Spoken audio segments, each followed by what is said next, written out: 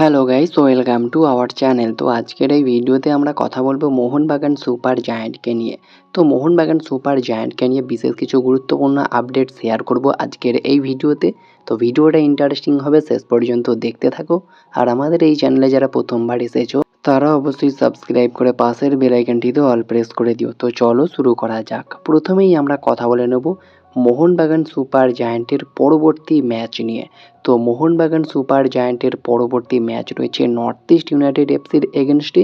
সেই ম্যাচটা খেলবে কিন্তু মোহনবাগান 19শে এপ্রিল, যেটা নর্থ ইস্ট ইউনাইটেড এফসির হোম গ্রাউন্ডেই হবে, গুয়াহাটিতে। তো সেই ম্যাচে কিন্তু মোহনবাগান বড়সড় ধাক্কা খেলো। আপুইয়া কিন্তু পাঞ্জাব এফসি ম্যাচে ছিটকে গিয়েছিল, তোমরা জানো। তবে যেমনটা খবর বেরিয়ে আসছে, আপুইয়া পরবর্তী নর্থ ইস্ট ম্যাচটাও খেলতে পারবে না, তিনি সেই ম্যাচের জন্যও ছিটকে গিয়েছে। তাহলে কি এবার সাহাল আব্দুল সামাদকে সুযোগ দেওয়া হবে? আপুইয়ার পরিবর্তে কি দীপক তাংড়ি নাকি সাহাল, কে বেটার হবে? আমি তো অবশ্যই মনে করছি Sahal one of the best option হতে পারে। সাহালকে কিন্তু দারুণ সুযোগ রয়েছে এই সময়ে খেলানোর।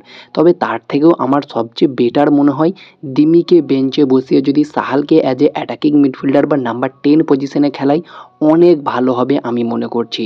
বাকি তোমাদের মতামত কমেন্টে জানিও। আর যদি নর্থ ইস্ট মোহনবাগান ম্যাচটা নিয়ে আমরা কথা বলি, নর্থ ইস্ট ইউনাইটেড এফসি কিন্তু মোহনবাগানের আগে কেরালা দলের এগেনস্টে খেলবে। সেই ম্যাচটাই কিন্তু মোহনবাগান নজর রাখবে নর্থ ইস্ট কী করে। নর্থ ইস্ট কিন্তু জামশেদপুর এফসিকে হারিয়ে দিলেও তারা কিন্তু দিল্লি স্পোর্টিং ক্লাবের কাছে হেরে গিয়েছে। তো ফাইনালি বলা যাচ্ছে না কি হবে, যে কোনো সময় অঘটন ঘটতে পারে, কোন টিম কাকে হারিয়ে দিচ্ছে ভাবাই যায় না। তো এই নর্থ ইস্ট ম্যাচটা মোহনবাগানের জন্য ভীষণ ভাইটাল একটা ম্যাচ। তবে সেখানেই আপুইয়া তো ছিটকে যাচ্ছেই, পাশাপাশি লাস্ট ম্যাচে তোমরা দেখেছো আলবার্তো, তার কিন্তু একটা গুরুতর চোট হয়, যার ফলে ফোর্সফুলি চেঞ্জ করতে হয় সার্জিও রোবেরাকে। তো আলবার্তোর চোটটা কতটা সিরিয়াস সেই ম্যাচে তো জানা যায়নি, এবং সার্জিও রোবেরাকে প্রশ্ন করা হলে তিনি জানিয়েছিলেন তার স্ক্যান করা হবে এবং পরবর্তীতে ফাইনাল রেজাল্ট পাওয়া যাবে আলবার্তোর চোট কতটা গুরুতর। তবে সবচেয়ে বড় সুখবর যেটা হচ্ছে, আলবার্তোর চোট কিন্তু খুব একটা সিরিয়াস নয়। মেবি তিনি কিন্তু গতকাল থেকেই আবার অনুশীলনে নেমে পড়েছে, নর্থ ইস্ট ম্যাচের প্রস্তুতি শুরু করে দিয়েছে ফুল টিমের সাথেই। তবে আপুইয়া না থাকলে কিন্তু অনেক সমস্যার সম্মুখীন হতে পারে এই ম্যাচেও, যেটা আমরা লাস্ট পাঞ্জাব ম্যাচেই দেখেছি। তো আপুইয়ার জায়গাটা ফুলফিল কিভাবে করে এখন সেটাই দেখার। আমার তো মনে হয় বেস্ট হবে, সবচেয়ে ভালো আলবার্তোকে ডিফেন্সিভ মিডফিল্ডে খেলিয়ে দেওয়া আপুইয়ার জায়গায়। অনিরুদ্ধ থাপার পাশে আলবার্তোকে খেলিয়ে এবং ডিফেন্সে মেহতাব এবং টমকে খেলিয়ে সবচেয়ে ভালো একটা কম্বিনেশন তৈরি করতে পারবে। আলবার্তোর ডিফেন্সিভ ব্লক খুব দুর্দান্ত এবং গতিও রয়েছে।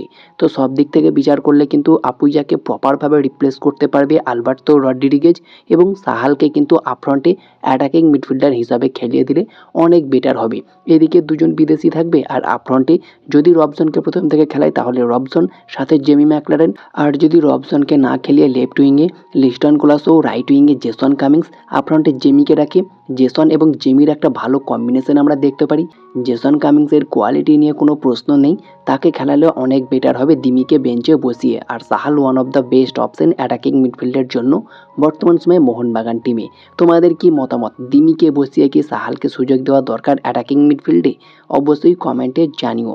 আর এইভাবে কোচিং করালে সার্জিও রোবেরার কিন্তু বিদায় ঘন্টা বেজে যেতে পারে যে কোনো দিন।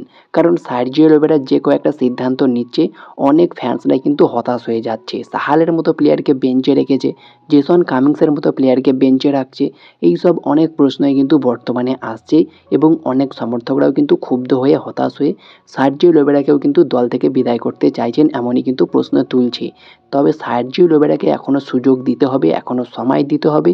এই টিমটা মনে রাখতে হবে রোবেরা নিজের হাতে গড়েনি, অন্য একটা টিম পুরোপুরিভাবে এসে তিনি দায়িত্ব নিয়েছেন, যেখানে লোবেরার কোনো ক্রেডিট নেই এই দল গঠনের ক্ষেত্রে। তো লোবেরাকে যদি সুযোগ দেওয়া হয় এবং তার মতো করে দল গঠন করে যদি পরের মরশুমে সুযোগ দেওয়া হয়, তখন কিন্তু প্রশ্ন তুলতে পারবো লোবেরার দিকে।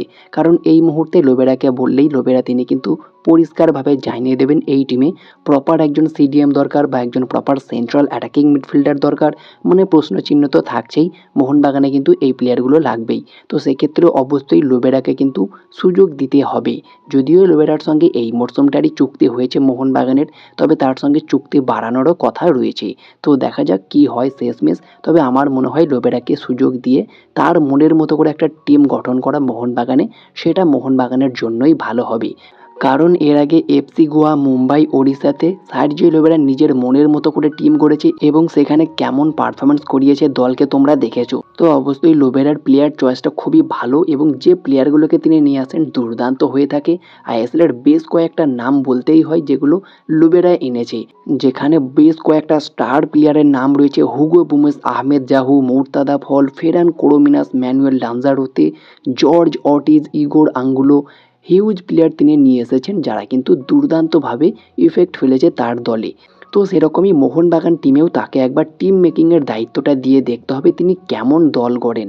ম্যানেজমেন্ট তো এরকম একটা দল গড়েছেন মাথা ভারী বলতে পারো একরকম, যেখানে একজন প্রপার প্লে মেকার নেই। তো সেই দায়িত্বটা একবার লোবেরাকে দিয়ে দেখা হোক তিনি কি করেন মোহনবাগান টিমে এবার নতুন করে দল গঠন করার পর।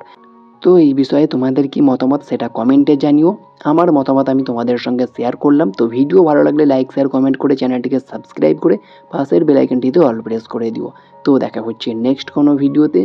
Bye bye, have a good day.